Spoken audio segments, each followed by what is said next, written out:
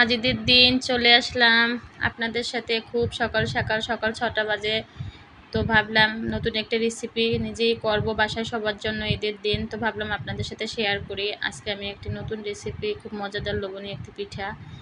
আসসালামু আলাইকুম, কেমন আছেন আমার ভাইয়া ও আপুরা? ঈদ মোবারক। দেখেন আমি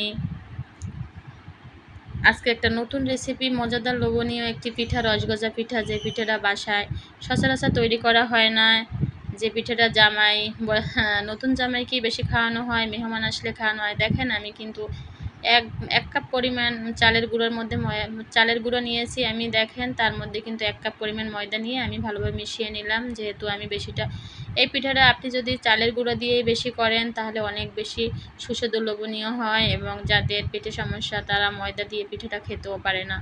তো আমার বাসায় আমার হাজব্যান্ডের একটু সমস্যাও আছে, বাচ্চারা অসুস্থ ছিল, তাই আমি চালের গুঁড়ো দিয়ে পিঠাটা তৈরি করতেছি। তো দেখেন আমি কিন্তু অলরেডি গরম পানি চুলায় দিয়ে দিয়েছি। তাতে 1 কাপ পরিমাণ চিনি দিয়েছি এবং স্বাদ মতো লবণ দিয়ে দেব। তো আমি কিন্তু এই যে 1 কাপ পরিমাণ চালের গুঁড়ার সাথে ময়দা মিশিয়েছি, এটা পিঠাটা যাতে অনেক বেশি সফট হয়, ভালো হয়, এজন্যই ময়দাটা মিশিয়েছি। নাহলে আপনি পুরোটা চালের গুঁড়ো দিয়েই তৈরি করা যায়। তো এই পিঠাটা কিন্তু অনেক লোভনীয়। এই পিঠাটা খুবই সুস্বাদু। আমি বাসায় সবাইকে বলেছিলাম, তোমরা কি খাবে ঈদের দিন? সকালবেলা বলছে আমরা ভিন্ডি সেমাই কেউ কিছুই খাবো না। তো আজকে একটি নতুন রেসিপি, একটু পিঠা তৈরি করে খাও। তো আমার খুব ইচ্ছে হলো আমার বন্ধুদের সাথে একটু শেয়ার করি পিঠাটা। তো বাসায় আপনারা অবশ্যই ট্রাই করে আমার পিঠা বাসায় অবশ্যই সবাইকে খেতে দিবেন। দেখবেন কতটা মজা করে এবং কতটা প্রশংসা করে আপনার। তো আমি কিন্তু দেখেন কিভাবে চালের গুঁড়াটা সেদ্ধ করতেছি।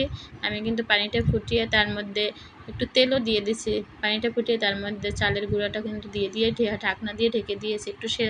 হালকা 5 মিনিট আপনি নর্মাল জালে রেখে দিবেন। তারপর ঢাকনাটা উঠিয়ে ভালোভাবে নেড়েচেড়ে দিবেন। নেড়েচেড়ে আবার ঢাকনাটা দিয়ে দিবেন। তো আপু ও ভাইয়েরা অবশ্যই আমার চ্যানেলটি সাবস্ক্রাইব করে দিবেন। নতুন নতুন ভিডিও পেতে হলে আপনারা আমার পাশে থাকা বেল বাটনটি অন করে দিবেন, তাহলে আমার নতুন নতুন রেসিপি পেয়ে যাবেন। দেখেন আমার কিন্তু চালের গুঁড়োটাও ভালোভাবে সেদ্ধ হয়ে গেছে। এপাশে আমি দেখেন কি করতেছি। আমি কিন্তু 2 প্যাকেট এনার্জি প্লাস বিস্কুট নিয়েছি। যেহেতু আমি পিঠাটা 2 প্যাকেট বিস্কুট দেবো, পিঠাটা ভালোভাবে পানি দিয়ে কিন্তু আমি একভাবে দেখেন আমি বিস্কিটটা কীভাবে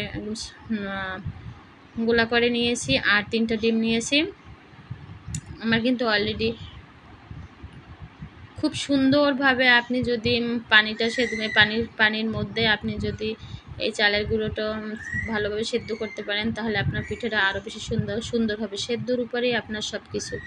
দেখেন আমি কিন্তু দুইটা ছেনি প্লেটেই আমি সুন্দরভাবে ভাগ করে নিয়েছি।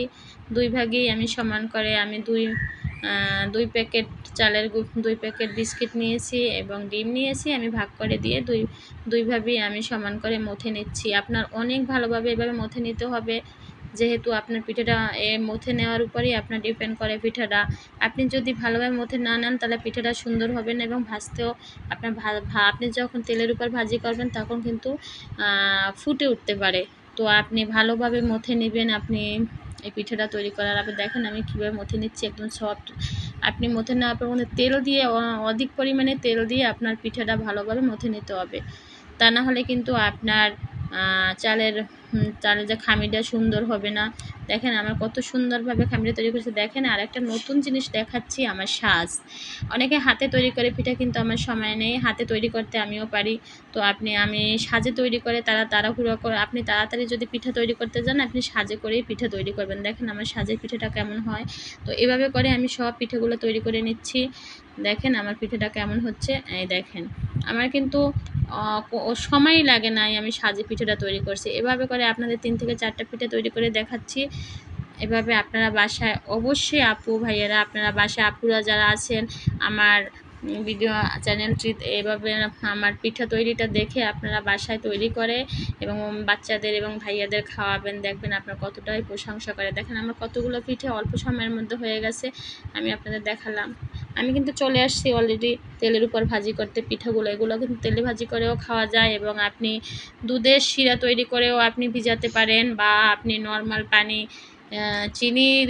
চিনির মধ্যে নর্মাল পানির মধ্যে চিনি দিয়ে শিরা তৈরি করেও আপনি ভিজাতে পারেন। তো যে যেরকম খায়, অনেকে দুধের সাথে ভিজিয়ে পছন্দ করে, অনেকে পানির শিরা তৈরি করে ভিজিয়ে খায়। দেখেন আমার পিঠেগুলো কীভাবে ফুলে উঠতেছে। দেখেন আমি পিঠেগুলো ভেজে ভেজে আপনাদের দেখাচ্ছি। অবশ্যই আপুরা, আমার রিকোয়েস্ট, আপনারা পিঠেটা একদিন হলেও বাসায় তৈরি করে ভাইয়াদের খাওয়াবেন। দেখবেন আপনার কতটাই প্রশংসা করে। একটু ধৈর্য সহকারে পিঠেটা তৈরি করবেন। তো পিঠেটা সুন্দর করে আপনি এরকম আমার মতো করে যদি আপনি এভাবে তৈরি করেন, তাহলে কিন্তু আপনি বাসায় অনেক সবার প্রশংসা পাবেন। তো দেখেন আমি কিভাবে ভাজতেছি, দেখেন পিঠেগুলো আমার কেমন ফুলতেছে। আপুরা অবশ্যই আমার চ্যানেলটি সাবস্ক্রাইব করবেন। আর আমি চেষ্টা করব আপনাদের প্রতিদিন নতুন রেসিপি দেওয়ার জন্য, যাতে আপনারা দেখে বাসায় তৈরি করতে পারেন, তৈরি করে বাসায় সবাইকে খাওয়াতে পারেন। তো দেখেন আমার অলরেডি অনেকগুলাই ভাজি হয়ে গেছে। দেখেন আমি কি করতেছি, ভাজি হওয়ার পরে আমি এখন আজকে আমার বাসায় দুধের সাথে কেউই এই পিঠাটা ভিজিয়ে খাবে না। তো আমার হাজব্যান্ডের IBS, তারপরে আমার বাচ্চা দুটোরও পেটের সমস্যা হয়ে গেছে 1 সপ্তাহ আগে। তো আমি এই জন্য পানি দিয়ে শিরা তৈরি করে পানির সাথে ভিজাবো। এই পিঠাটা খেতে অসাধারণ, আপনি দুধের সাথে খেলেও অসাধারণ, আপনি পানির সাথে। দেখেন আমি যে পরিমাণ পানির সাথে চিনি পরিমাণ মতো দিয়েছি, ঝাল, এলাচ, দারচিনি দিয়েছি, আপনার স্বাদ মতো লবণ দিয়ে আপনি 20 মিনিটের মতো ফুটিয়ে নেবেন। দেখেন আমি 2টা প্লেটে ফুটিয়ে, একটা কড়াইতে একটা প্লেটে আমি নিয়েছি। পিঠেগুলো আপনার 1 ঘন্টার মধ্যেই আপনার সব ভিজে যাবে, যেহেতু চালের গুঁড়া তো এই জন্য। দেখেন আমি পিঠেগুলো কীভাবে পানির শিরার সাথে ভিজাচ্ছি। আপনার পিঠাগুলো খেতে যে এতটাই টেস্ট, আপনি মনে করতে পারেন যে এই পিঠাটা দুধের সাথে ভিজিয়ে খেলে আরও বেশি স্বাদ হয়। হ্যাঁ, দুধের সাথে ভিজিয়ে খেলে আরও স্বাদ হয়, কিন্তু আমার বাসায় দুধের সাথে ভিজিয়ে খেলে সবাই অত মজা করে খায় না, কারণ দুধের রেসিপিটা কেউই অতটা পছন্দ করে না। যেহেতু দেখেন আজকে আমি ফিরনি রান্না করি নাই, ফিরনি রান্না করতে চেয়েও আমি ফিরনি রান্না করি না, যেহেতু আমার বাসায় আমার হাজব্যান্ডই নিষেধ করছে না ফিরনিটা রান্না করো না। দেখেন আমার ভিজানো হয়ে গেছে 1 ঘন্টার মধ্যে, আপনাদের দেখাচ্ছি।